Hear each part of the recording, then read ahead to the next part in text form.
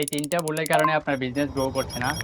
Number one, ফেসবুকের উপর depend করা। নাম্বার ওয়ান, ফেসবুকের উপর ডিপেন্ড করা। নাম্বার টু, ওয়েবসাইট না থাকা অথবা গুগলে প্রেজেন্ট না থাকা। নাম্বার থ্রি, আপনি প্রপার স্ট্র্যাটেজি মেনটেন করতেছেন না।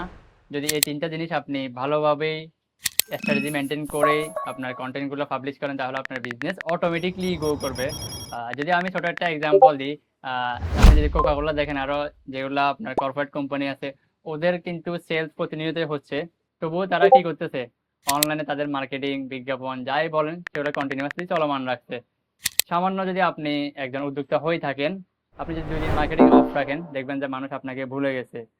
বাংলাদেশে কমন প্রবলেম হচ্ছে, মানুষ অকেশনের উপর বেস করেই মার্কেটিং করে। দেখা গেল কোরবান আসছে, ঈদ আসছে, কিংবা নববর্ষ আছে, তখন মানুষ সামান্য টাকা স্পেন্ড করে মার্কেটিং করে। আসলে এই ধরনের মার্কেটিং যদি আপনার মেন্টালিটি বা মাথায় থাকে, তাহলে এগুলো থেকে বেরিয়ে আসতে হবে। আপনাকে কন্টিনিউয়াসলি স্লো মার্কেটিং এবং হচ্ছে আপনার ফলো আপ মার্কেটিং বলেন, যেটা হচ্ছে যে আপনার হট প্রমোশন, সেগুলো আপনাকে কন্টিনিউয়াসলি ধরে রাখতে হবে বিজনেস গ্রো করার জন্য। ধন্যবাদ।